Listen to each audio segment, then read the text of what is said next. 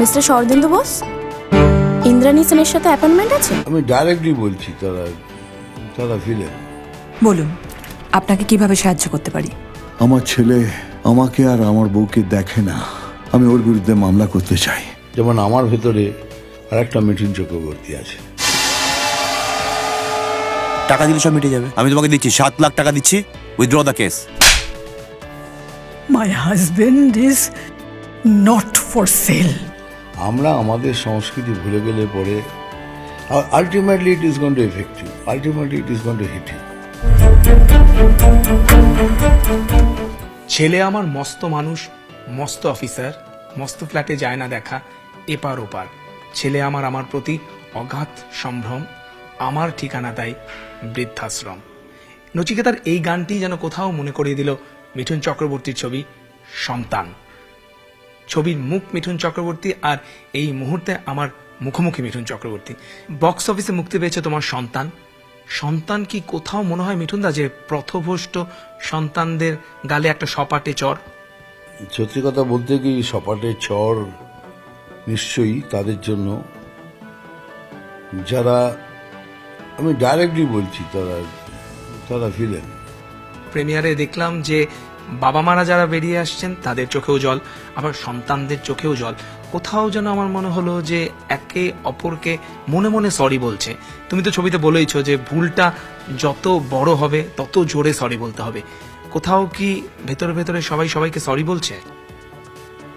দেখো, সব সত্তার ভেতরে আর একটা সত্তা আছে, সেই সত্তাটা কোনদিন মিথ্যে কথা বলে না। যেমন আমার ভেতরে আর একটা মিঠুন চক্রবর্তী আছে।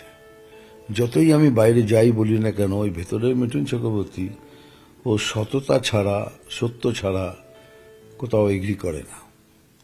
এটাও ঠিক তাই। সামনে চোখে জল কেন? এই সামনের লোকটা কাঁদছে না, এই ভেতরের সত্তা কাঁদতে আরম্ভ করেছে, অন্তরাত্মা কাঁদতে আরম্ভ করেছি যে oh my god, what have I done. সবাই দুজনেই দুজনকে ভাবছে কি oh my god, what have I done. Sorry বলতে তো ভুলে গেছি ডেফিনেটলি, কেন মডার্ন যুগ। সরি বলা মানে নিজেকে যেন মনে হয় যেন আমি মডার্ন নয়, but it is not change for the good. আমরা আমাদের সংস্কৃতি ভুলে গেলে পরে ultimately it is going to affect you, ultimately it is going to hit you. Mithun Chakraborty এত বড় তারকা, এত বড় সেলিব্রিটি, কিন্তু আপনাকে দেখে যখন আপনি সেটে বা অন্য কোথাও ছোটখাটো একটু কোথাও খামতি বা ভুল হলেও আপনি তো সরি বলেন, ক্ষমা চান। তাহলে তো মিঠুন চক্রবর্তীর সরি বলার কি প্রয়োজন? এরকম প্রশ্ন তো আসতে পারে মনে। কিন্তু আপনাকে দেখে যে সে আগের থেকে এখনো পর্যন্ত ছোট ছোট একটু ভুল ত্রুটি হলেও আপনি সরি বলেন। এটা আমার মা বাবার শিক্ষা। আমি সে কথাটা আবার আমি জোর করে আমার ছেলে মেয়েদের জন্য বলতে পারবো না, কারণ ওরা এখন মডার্ন হয়ে গেছে, ওই রকমই। It's okay, I am sorry বলে আমার ছেলেমেয়েরা সরি বলে, ডেফিনেটলি আই এম সরি। কিন্তু এটা হলো কি, এটা কি আমার মা বাবার শিক্ষা। কাউকে কোনোদিন আঘাত করে কথা বলবে না, ছোট করে কথা বলবে না, কাউকে ছোট দেখবে না। তুমি নিজে মাথা নিচু না, তুমি মাথা নিচু করে চলো। এটা আমার মায়ের শিক্ষা, বাবার শিক্ষা, যার ফলে এটা এখনো রয়ে গেছে আমার। আপব্রিঙ্গিং এর বিষয় যদি আসে, প্যারেন্টিং এর বিষয়টা মাথায় এলে মিঠুনদা বলতে হয় যে তোমার ছেলেরা রয়েছে, তোমার মেয়ে রয়েছে, তুমি একজন পিতা, তুমি একজন বাবা।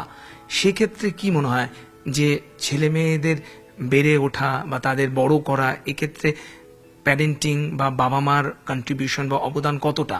এমন হয় না যে বাবা মা ছেলে মেয়েকে প্রশ্রয় দিয়ে বা এতটাই স্নেহ ভালোবাসা দেয় যে তারা বকে যায়, এবং সেটাই যেন বৃদ্ধ বয়সে কোথাও ফিরে আসে বা রিটার্ন। ফ্যাক্ট কেউ বোঝে না সেই সময় ভাবে কি না আমরা যা করছি ঠিক করছি। এই কি করছো, কি হলো? তুমি মাথাটা জানলার মাথা দিয়ে এতটুকু বার করলে কেন? বলে কেন, কি হচ্ছে? বলে দেখছো না ঠান্ডা পড়েছে, হাওয়া আসছে, এইটুকু মাথাটা বেরিয়েছে আর কি। ওই যার ফলে কি হয়, ওইটুকু মাথাটা যখন বড় হয়ে বেরোয় তখন বাবা মা বুঝতে পারে কোথায় ভুল করে ফেলেছি। You have to learn to live according to your situation, according to your atmosphere. But বেশি বাড়াবাড়ি করলে পরেই তার পরিণাম ভালো হবে না। বকাবকির বিষয় যদি আসে, আমাদের ছোটবেলাতে বাবা মার অনেক বকাবকি করেছে, তোমাকেও নিশ্চয়ই অনেক বকেছে তোমার বাবা, তখন কিন্তু এই হিসেবে ধরা হতো না। আজকালকার ছেলেমেয়েরা যখন ধরো কনভেন্টে পড়ে বা ভালো স্কুলে পড়ে, টিচাররা বা বড়রা বা অন্য কোনো অভিভাবক স্থানীয় মানুষ যদি একটু বকে দেয়, তাদের খুব সেন্টিমেন্টে লাগে। সুতরাং এই যে বকাবকির মধ্যে দিয়েও তো একটা ভালোবাসা থাকে। যেমন তুমি বলছিলে, তুমিও নিশ্চয়ই এই ছবিটা করতে গিয়ে অনেক জায়গাতে তোমার বাবাকে মনে করেছো বা বাবাকে কোথাও কপি করেছো। আমি তোমার সত্যি কথা বলছি, রিভোল্টের আগে অবধি আমি আমার বাবাকেই কপি করেছি। আমার চোখের সামনে আমার বাবাই এসছে, সো আই জাস্ট কপিড হিম।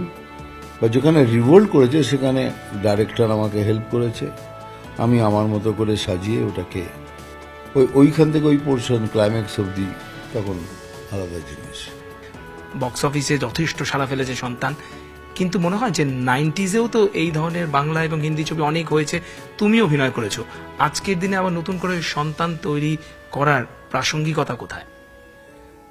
দেখো, তোমরা ঘুরিয়ে ফেলবে না, আগের দিনও এরম বই হয়েছে, ফ্যামিলি ড্রামা হয়েছে, কিন্তু the subject, the gist of the film, এটা কোনদিন হয়নি। That father filing a case against his son, মানে বাবা মার মধ্যে ঝগড়া হয়ে গেছে, দুজনে বাড়ি চলে গেছে, গেট আউট সব হয়ে গেছে, but father for the right of it filing a case against him, এটা কখনো হয়নি। That is the new thing, extreme পর্যায়ে সেইখানটা, এইখানেই নতুনত্বটা আবার ফুটে উঠেছে। And Raj has very nicely at least crafted the whole thing so nice up to climax. It's beautiful. তাহলে মিঠুনদা বলতে হয় যে কোথাও যেন দেওয়ালে পিঠ থেকে গেছে, তাই বাবা গিয়ে সন্তানের এগেনস্টে কোর্টে কেস ফাইল করছে, বা মা সন্তানকে চড় মেরে বলছে my husband is not for sell. Very balanced film, যদি দেখতে দেখা যায় যে বাবার তো পিঠ থেকে গেছে কিন্তু মায়ের তো ঠেকেনি। মা কিন্তু সেখানেই আছে, বলে দিচ্ছে তুমি যদি কেস করো তাহলে আর আমি তোমায় ক্ষমা করবো না, কিন্তু তারপরে বলছে আমি করবো। And mother goes against her son, against her husband, কোর্টে চলে যায়, বাট কোর্টে গিয়ে রিয়েলাইজ করে oh my god, what have I done, মানে this boy is not a nuisance, he is something else more than that. তখন মা ফিরে আসে, he says you have done the right thing. সেজন্যই বলে my husband is not for sale. আমি তোমাকে দিচ্ছি 7 লাখ টাকা দিচ্ছি, withdraw the case. My husband is not for sale. সর্বভারতীয় ভাষায় তুমি অভিনয় করেছো, কিন্তু বাংলাতে এই যে বাংলা ছবির হল পাওয়া নিয়ে একটা সমস্যা রয়েছে। তুমি খবর রেখেছো কিনা জানি না যে দক্ষিণ কলকাতায় একটা সিঙ্গেল থিয়েটার পায়নি সন্তান। তাহলে এই হিন্দি ছবির দাপটে যদি বাংলা ছবি কম স্ক্রিনিং পায়, তাহলে ব্যবসায়িক সাফল্যটা কিভাবে আসবে? এই সমস্যাটা তো চিরকালীন। বোম্বেতেও ছিল, তারপরে একদিন রাজ ঠাকরে সাহেব জেগে উঠলেন,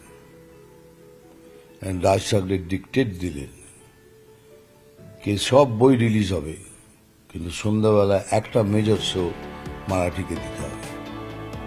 এখনো পর্যন্ত তাই চলছে, কোনো পিকচার রিলিজ হবে কিন্তু মারাঠি পিকচার, যেহেতু এটা লোকাল রিজনাল, তাকে একটা শো, ভালো শো দিতেই হবে, সে 3টে হোক কি 6টা। এখানেও সেটাই করতে হবে, এখানেও প্রডিউসারকে থিয়েটার হলের সাথে মিটিং করে বলতে হবে যে আমাদের ছবি একটা আপনাকে 3টের সময় দিতে হবে, 3টে অথবা 6টার সময়।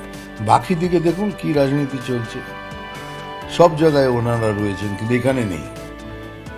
এখানে করলে পরে প্রডিউসার বেঁচে যাবে, কারণ একটা সিঙ্গেল থিয়েটারে যদি একটা 3টে শো পায় আর সেটা যদি ভালো চলে, তাহলেও কিছুটা পয়সা আসবে। কোনো থিয়েটারই নেই, সব বাকিদের দিয়ে দিচ্ছেন, কেন না তারাও বিজনেস করছে। তারা বলছে এটা বাংলা ছেড়ে দিয়ে আমি কি পাবো, হ্যাঁ ওটাই চলুক। আমি কারোর এগেনস্টে বলছি না, বাট দিস ইজ বিজনেস। তো বিজনেস হিসাবে ওরা বলছে না এটা চললেই ভালো, কিন্তু তার মধ্যে যদি একটা সন্তান চলে, সন্তানও রিলিজ হয়ে বলে সব চলছে, কিন্তু 6টার শোয়ে সন্তান চলছে, সন্তানও একটা পাবলিসিটি পাবে, একটা আইবল ক্যাচ করবে, আর তার যদি ভালো হয় ভালো, তারপরে যদি শো ওদের শো খারাপ হয় এইসব গুণ আমরা পেয়ে যাব। মিঠুনদা, এখানেও তো তথ্য সংস্কৃতি দপ্তরের তরফ থেকে বলা হয়েছে যে বছরে 120টা বাংলা ছবি দেখাতে হবে এবং একটা বাংলা ছবিকে প্রাইম শো দিতে হবে। এই নিয়ম তো এখানেও জারি হয়েছে। হ্যাঁ, তাই কোথায় সেটা দেখতে পাচ্ছি না তো। আপনি যেটা বললেন তাহলে তো প্রবলেমই নেই, নো প্রবলেম এট অল। প্রজাপতি তুমি দেবের হাত ধরে এসেছিলে, দারুণ সাফল্য পেয়েছিল। এখন যখন সন্তান বক্স অফিসে, সন্তানের মুখোমুখি কিন্তু সেই দেবের ছবি খাদান, সেটা একটা বড় চ্যালেঞ্জের মুখোমুখি দাঁড় করাচ্ছে তোমার ছবিকে। আমি সব ভাবি না, রিয়েলি ভেরি ফ্র্যাঙ্কলি স্পিকিং, আমি এসব ভাবি না। কারোর হাত ধরে আসা না আসা সেটাও ভাবি না। আই ডু মাই রোলস, আমাকে যেটা দেওয়া হয়। আর কার রিলিজ হচ্ছে আমি সবার জন্য উইশ করি কি তোমাদের বই চলুক আর আমার বইটাও চলুক। মিঠুন চক্রবর্তী মানেই তো বক্স অফিসে সকলেই বলে ওই হাততালি, সিটি এবং সাফল্য, বকবাস্টার, 25 দিন, 50 দিন, 100 দিন। সন্তানের মতো একটা ইমোশনাল, পারিবারিক, সামাজিক ছবি, কিন্তু সেখানেও যখন তুমি ডায়লগ দিচ্ছ বা যেখানে তোমার ইমোশন, সেখানেও সিটি পড়ছে। সো এইটা কোথাও আর্টিস্ট হিসেবে তোমাকে মনে করে যে না, হাম अभी भी वही हैं।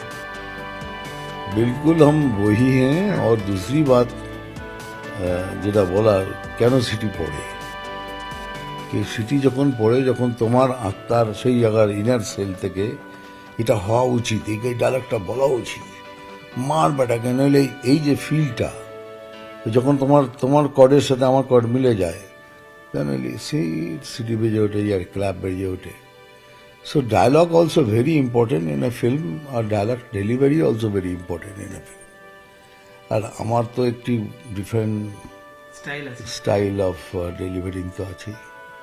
শারীরিক অসুস্থতাকে কাটিয়ে, রাজনৈতিক ব্যস্ততাকে দূরে সরিয়ে রেখে, তাও মিঠুন চক্রবর্তীর ছবি কিন্তু বছরে আসছে এবং শুটিং ফ্লোরেও আরো বাংলা ছবি রয়েছে, আমরা জানি। দেখো, বাংলা আছে, তেলেগু আছে, হিন্দি আছে, অনেক বড় বড় ফিল্ম আছে, কিন্তু আমি খুব ভাগ করে নিই। আমি যেমন বলি, আমি এখন পিকচারের কথা বলছি, আমি রাজনীতির কথা বলবো না। আর যখন রাজনীতির কথা বলি তখন পিকচারের কথা বলি। আমার ওয়ান টাইম ওয়ান থিং। তো যে যাই করি না কেন আমি সব ভাগ করে নিই। এই যেমন এখন আমি রাজনৈতিক কাজ করছি, আবার সাথে সাথে দেখো তুমি নেক্সট মান্থে আবার আসবো, আবার সেই জিনিস চলবে, আবার সেটাকে যেই শেষ হয়ে গেল আবার ফিল্মের দিকে চলে যাব। এইভাবে আমি নিজেকে ভালো করে গুছিয়ে তারপরে মাঠে নামি। দাদা সাহেব ফালকে পুরস্কার কি একটু হলেও মিঠুন চক্রবর্তী জীবনে কোনো পরিবর্তন এনেছে? পরিবর্তন থেকে বেশি আশ্চর্যতা বেশি এনেছে।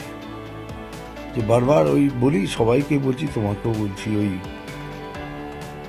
কাট প্যাক করে একদম বিগিনিং এ চলে যাই, একদম ওইখানে রিলে 20 মতো সেট, গার্ডেন লেন, ছোট গলি, রবারের বল খেলছি, তারপরে ওই পণ্ডিতের ওখানে চা খাওয়া, গৌরাঙ্গ, তারপরে রাজনৈতিক, taking a serious step on politics, then to Bombay, into ফুটপাথে শোয়া, ফাইভ গার্ডেনে শোয়া, and that man getting ভারতের সর্বোচ্চ অ্যাওয়ার্ড, আনবিলিভেবল, আশ্চর্যটা কিরম যেন একটা কাজ করে বলতে পারি না। একান্ত আলাপচারিতায় ছিলেন মিঠুন চক্রবর্তী। ক্যামেরায় সঞ্জয় মণ্ডলের সঙ্গে মানস বসাক, নিউজ 18 বাংলা।